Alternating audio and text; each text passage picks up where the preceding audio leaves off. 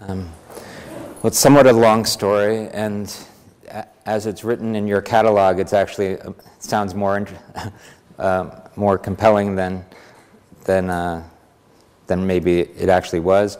The catalog implies that I was going to do a fiction film in the Philippines, and then just discovered this other situation and decided to drop that story.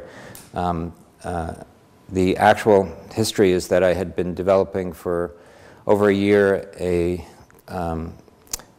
sort of hybrid film that would have dramatic and documentary elements in it, that was to be focused on an activist media collective, and it was inspired by a movement called, a set of organizations called Indie Media that started in 1999 in Seattle during the WTO protests, where activists decided that in order to ensure that the coverage of those events was not unduly censored by various media sources, that they would find a way to immediately take material that was shot on the street and put it on the internet and bring it out.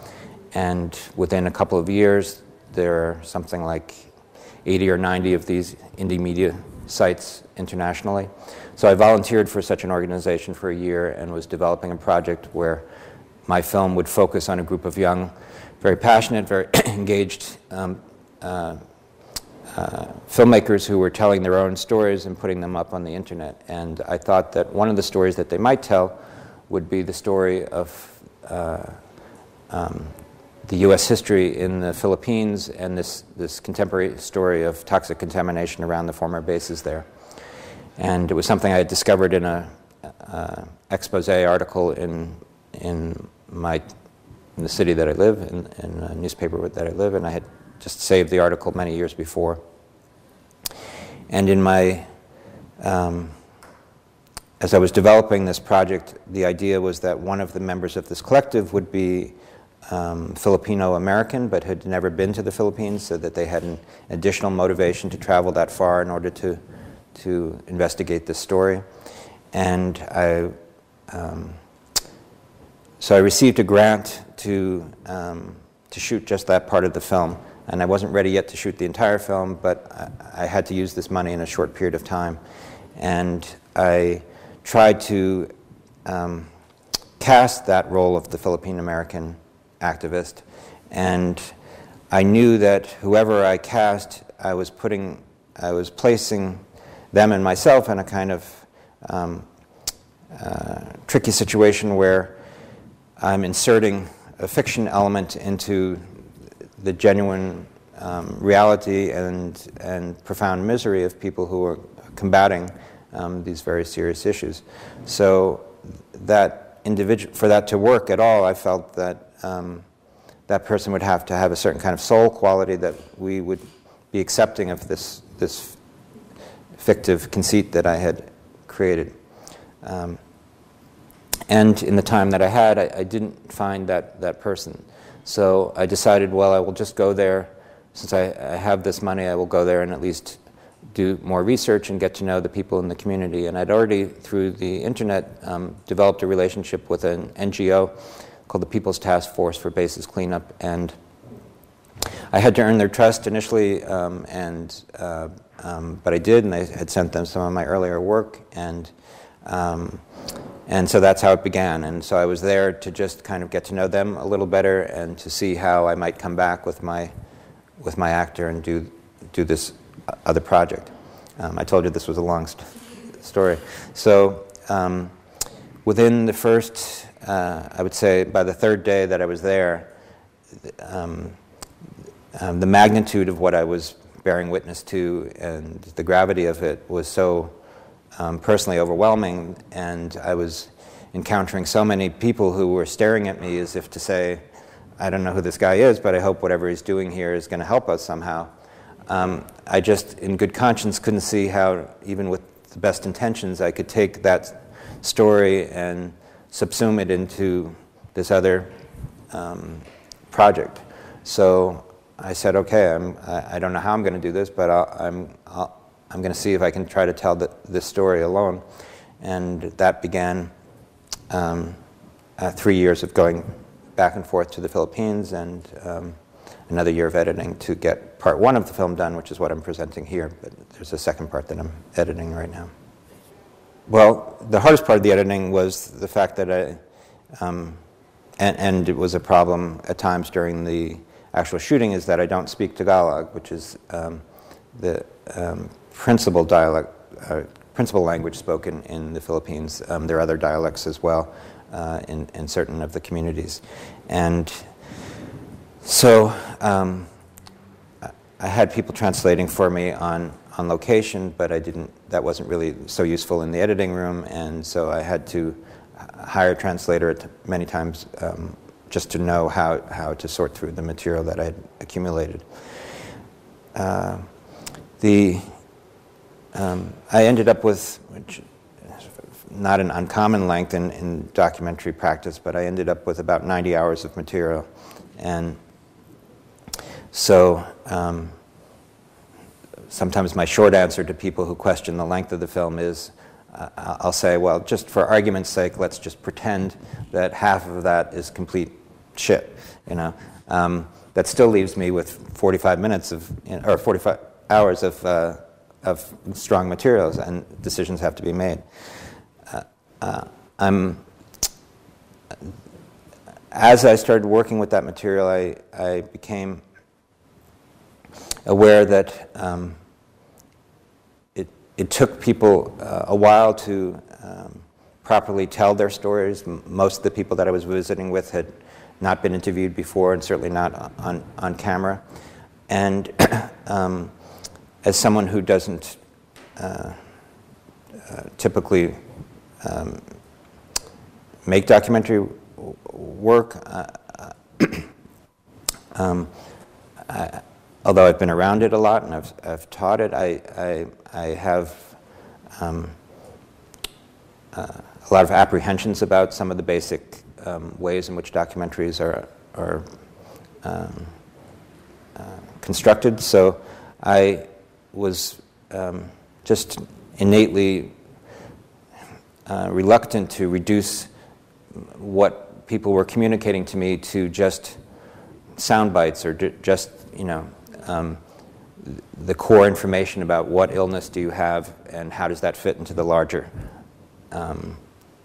theme of the film. So my film allows you time to spend with about between 15 and 20 individuals who have different stories to tell about their relationship with the environment they're living in, their history with the U.S. presence, the military presence in their country.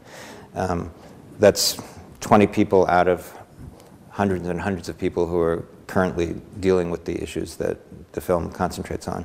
So to me, it's not asking so much to ask you to spend that time with those individuals. And those people who have been willing to venture the length of the film almost always tell me that it didn't feel unduly long for them, and in fact they could have watched more.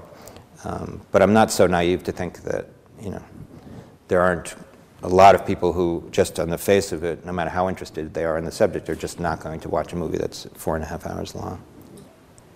Well, at this moment I'm teaching a course called Cinema and Social Change on the history of variant forms of political film practice internationally, a lot of which are documentaries.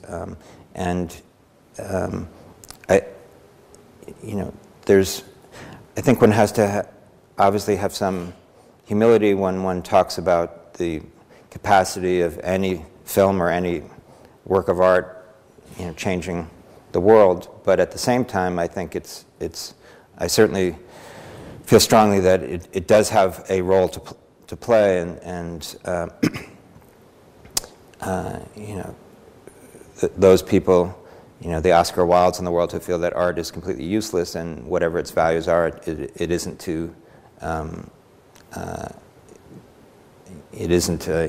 utilitarian. I'm here to tell you that there's ample evidence to the contrary, and you know, there are films that have themselves literally released people from prison. There are films that have themselves changed laws. And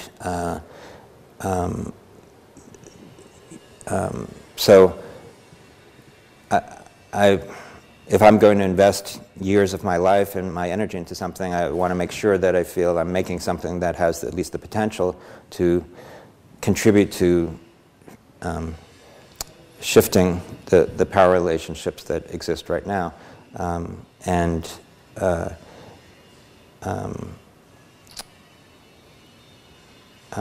My film has not yet been seen much in the Philippines, and that's a concern of mine, although the issues that it documents are hardly limited to the Philippines. It's actually an issue that you can find around any military facility practically on this planet. So I think it should have resonance no matter where it's shown, but parochially I would like it to be of tangible use to those people that I have spent this much time with. And then, well, as you said before also, this is the last question, you are working on the second part now. It's going to be called Battle Trail Subic? It was once upon a time, the title is now Wake Subic. I liked the idea of, because the second part deals with the health issues around the naval base, the Subic Naval Base. The first is about the Clark Air Base. They were shot concurrently, and it wasn't my thought at the time that they were going to be separate films until I realized how much strong material I felt I had, and that it seemed like a natural, the geographic difference and the fact that the health issues are related but not identical became one way to organize the footage. And so there's a kind of poetic resonance to the titles for me, the vapor trail being the traces that are left behind in the atmosphere by planes that seem to disappear but don't really disappear, and the wake is the wake of left behind of any kind of ship or vessel, but it also has the meaning of a wake in a funeral sense, and there is an actual wake scene in part 2 of the film, and then also the sense of wake, of waking up and spurring some kind of change in consciousness around this issue. So we'll see. That's my project.